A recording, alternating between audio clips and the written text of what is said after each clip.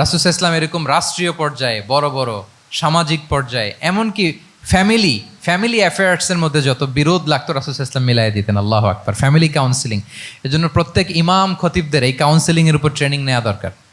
আমাদের পরিবারগুলো ভেঙে যাচ্ছে, পরিবারগুলো কি হচ্ছে, ভেঙে যাচ্ছে। আমি পশ্চিমা দেশে আমাদের অনেক স্কলারদের দেখেছি যারা ইমাম এবং খতিব, তাদের আলাদা করে উইকলি 7 ঘন্টা 8 ঘন্টা 10 ঘন্টা এরকম রাখতে হয় ফ্যামিলি কাউন্সিলিংয়ের জন্য। যাদের মধ্যে বিরোধ, হাজব্যান্ড ওয়াইফের ঝামেলা চলতেছে, উনি কাউন্সিলিং করে। এটা খুব জরুরি।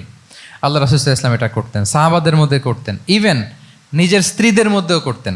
সহিহ বুখারীতে এসেছে ওনার স্ত্রীদের মধ্যে 2টা গ্রুপ ছিল, পজিটিভলি নেন 2টা গ্রুপ, আবার এটা ওই গ্রুপ মনে করেন না।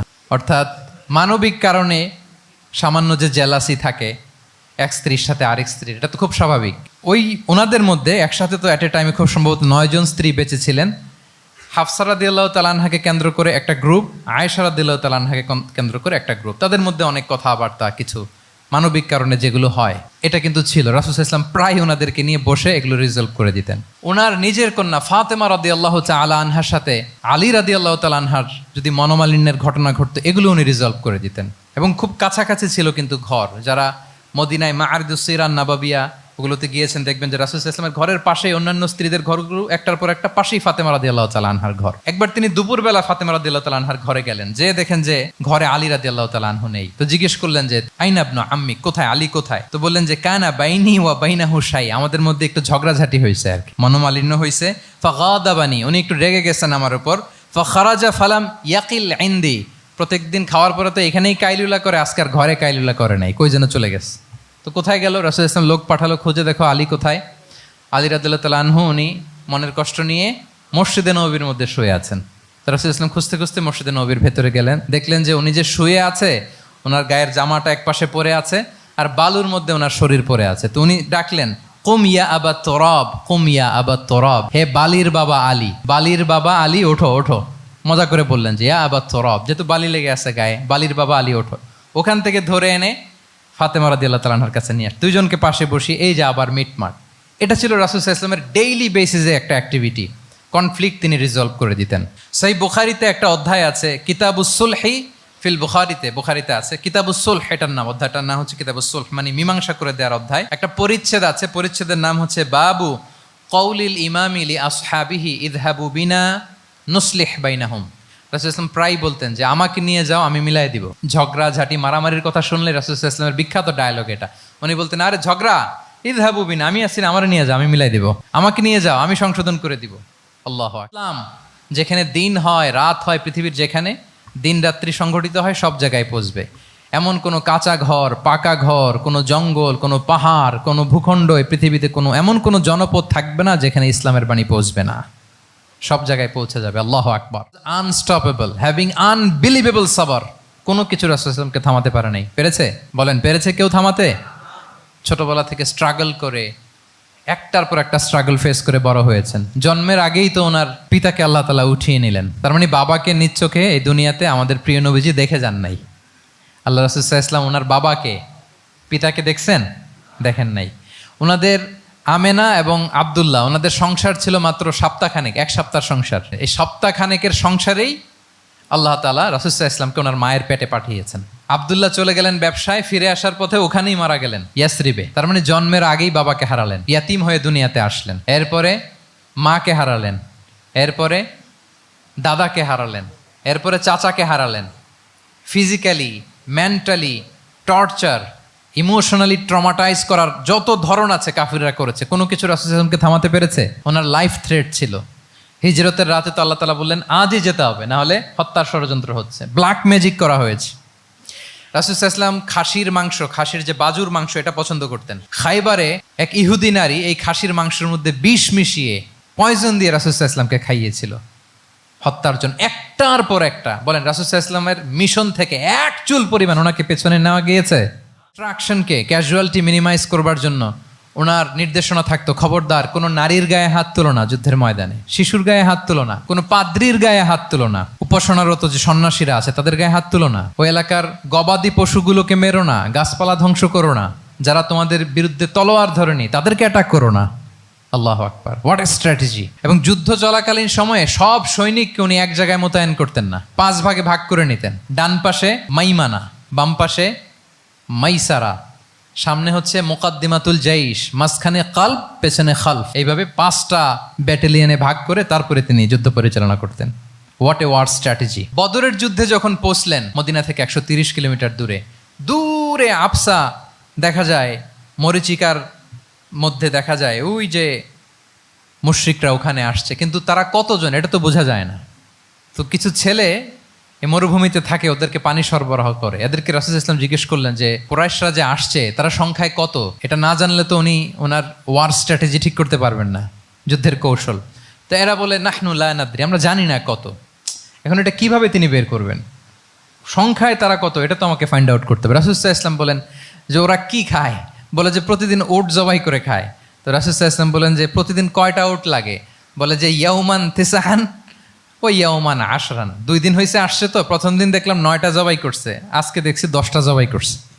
রাসূল ইসলাম বললেন ইদান আল কওমু মা বাইনা আত-তিসআমিয়া ওয়াল আলফ, তাহলে ওরা 900 থেকে 1000-এর মধ্যে। সুবহানাল্লাহ। এবার বলেন বদরের যুদ্ধে কুরাইশদের সংখ্যা ছিল কত? আল্লাহু আকবার, হোয়াট এ ওয়ার স্ট্র্যাটেজি। বলতেন না চলো চলো বলে ছুটতেছেন, কোথায় যাবেন উনি জানেন। অ্যাটাক করবেন এই দিকে, ডান দিকে, অ্যাটাক করবেন কোন দিকে, কিন্তু মদিনা থেকে বের হতেন বাম দিক দিয়ে। অ্যাটাক করবেন উত্তরে, মদিনা থেকে বের হতেন কোন দিক দিয়ে, দক্ষিণ দিক দিয়ে। যে রাতে হিজরত করবেন মদিনা উত্তর দিকে, উনি দক্ষিণ দিকে চলে গেছেন গারে সাউরে 3 দিন থেকে আগে, ওরা যাতে বুঝতে না পারে। সুবহানাল্লাহ। এটা ছিল রাসূল সাল্লাল্লাহু আলাইহি ওয়াসাল্লামের ওয়ার স্ট্র্যাটেজি। এবং সবাই যেই পথে মক্কা থেকে মদিনা যায় উনি কিন্তু ওই পথে যাননি। ক্যারাভেনগুলো, কাফেলাগুলো যেই পথে মক্কা থেকে মদিনায় ইউজুয়াল রুট যেটা, যাননি। সাওয়াহেলি পথে, সাগরের পাশ দিয়ে স্পেশাল একজন গাইড ভাড়া করে তিনি গিয়েছেন। আল্লাহু আকবার। এক এক সাহাবী যায়, যে ওখানে বড় একটা বেস তৈরি হলো, মুসলিম কমিউনিটি তৈরি হলো। এরপর 13 বছর পরে মাক্কি জিন্দেগির 13 বছর শেষ করে নবুয়তি রাসূল ইসলাম কোথায় চলে গেলেন? মদিনায়। মদিনায় যে রাসূল ইসলাম একটা ইসলামী স্টেট তিনি প্রতিষ্ঠা করলেন। প্রথম হিজরি যায়, দ্বিতীয় হিজরি যায়, একটার পর একটা যুদ্ধ যায়, মুসলিম কমিউনিটি বাড়ে, কমপ্লিট ইসলামিক স্টেট হয়ে যায়। কিন্তু ওই আবিসিনিয়া থেকে ওই গ্রুপ আর ফিরে না। নবুয়তের 5ম বৎসরে যে গ্রুপকে রাসূল সাল্লাল্লাহু আলাইহি ওয়াসাল্লাম জাফর ইবনে আবু তালেবের নেতৃত্বে আবিসিনিয়ায় পাঠিয়েছিলেন, তারা মদিনায় কোন হিজরিতে আসছে জানেন? এইটা যদি কেউ উত্তর দিতে পারে তাহলে বুঝবো he is very genius in সিরাত। নবম, সপ্তম, মাশাআল্লাহ। কয়জন বলছে? এটা জানতেন কে কে? হাত তোলেন। মাশাআল্লাহ, অনেক জিনিয়াস আছে তো এখানে। হ্যাঁ, লটস অফ জিনিয়াস। মাশাআল্লাহ, মাশাআল্লাহ, তাবারাকাল্লাহ। জি, 7ম হিজরিতে এসেছিলেন জাফর ইবনে আবি তালেবের নেতৃত্বে। এখানে হিকমা, রাসূল সাল্লাল্লাহু আলাইহি ওয়াসাল্লামের উইজডমের ব্যাপারটা হচ্ছে রাসূল সাল্লাল্লাহু আলাইহি ওয়াসাল্লাম আছেন মদিনাতে, একের পর এক কোরআনের আয়াত নাজিল হচ্ছে, আহকামগুলো সাহাবারা প্র্যাকটিস করতেছে, মসজিদে নববী হলো, ইসলামিক স্টেট হলো, বদরের যুদ্ধ হলো, উহুদ হলো, খন্দক হয়ে গেল, সব হয়ে যায়। কিন্তু ওনারা ফিরেন না কেন? ওনারা ফিরলেন সেই 7ম হিজরিতে খায়বার বিজয়ের পরে। এবং যেদিন জাফর ইবনে আবি তালেব আবিসিনিয়া থেকে সবাইকে নিয়ে ফিরলেন, রাসূল ইসলাম এত খুশি হলেন, উনি বললেন বি আইয়িহিমা আনা লা আদরি বি আইয়িহিমা আনা আফরাহ বি ফাতহি খাইবার আও বি কুদুমি জাফর। আজকে কোনটাতে আমি বেশি হ্যাপি আমি জানি না, আমার ভাই জাফরকে পেয়ে নাকি খাইবার বিজয়ের কারণ। আমি কনফিউশনে পড়ে গেছি যে এইটাতে বেশি খুশি হইলাম নাকি ওইটাতে। এর কারণ হচ্ছে রাসূল ইসলাম অপেক্ষা করতেছিলেন যে মদিনা এই স্টেটটাকে আগে ইন্টারনাল এবং এক্সটার্নাল যত থ্রেট হতে পারে সবগুলো থেকে আগে সেফ জোন বানাতে হবে। এমনও হতে পারে মদিনা হাতছাড়া হয়ে যেতে পারে। মদিনা যদি হাতছাড়া হয়, মদিনা থেকেও যদি আমার হিজরত করা লাগে, আমি কই যাব? ওইটারে সেকেন্ড বেস, প্ল্যান বি হিসেবে রেখে দিছিলেন যে জাফর তুমি আইসো না, তুমি থাকো, নতুন নতুন যা আয়াত আসবে আমি সাহাবি দিয়ে এই বিধানগুলো পাঠাবো, ওখানে প্র্যাকটিস করতে থাকো, ইউ উইল বি ফাইন দেয়ার, থাকো, আশা লাগবে না।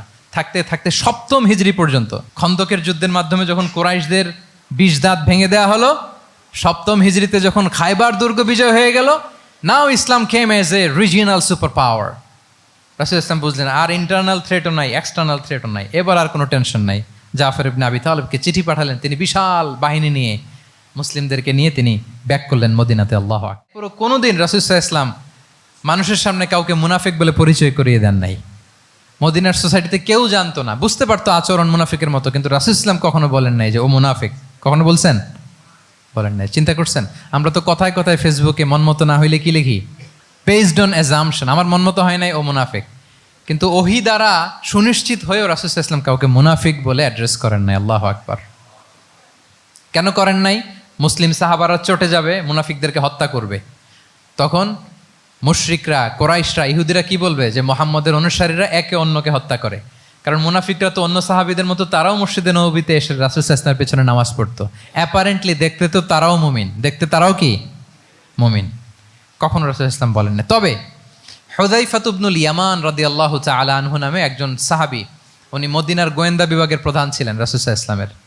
উনাকে বলে গিয়েছিলেন কারা কারা মুনাফিক, নামের লিস্টটা অ্যাজ এ রেফারেন্স শুধু উনাকে বলেছিলেন, আর কাউকে বলেন নাই। এজন্য ওমরে ফারুক রাদিয়াল্লাহু তাআলা আনহু যখন মদিনার খলিফা, তখন তিনি কেউ মারা গেলে ওনাকে যখন জানাজার ইমামতির জন্য বলা হতো, উনি দেখতেন যে ওই জানাজায় হুযায়ফা গিয়েছে কিনা। যদি হুযায়ফা ইবনুল ইয়ামান ওখানে যেতেন, উনি ওই নামাজের ইমামতি করতেন। আর যদি দেখতেন ওইখানে হুযায়ফা নাই, ওইখানে ওমরও নাই রাদিয়াল্লাহু তাআলা আনহু।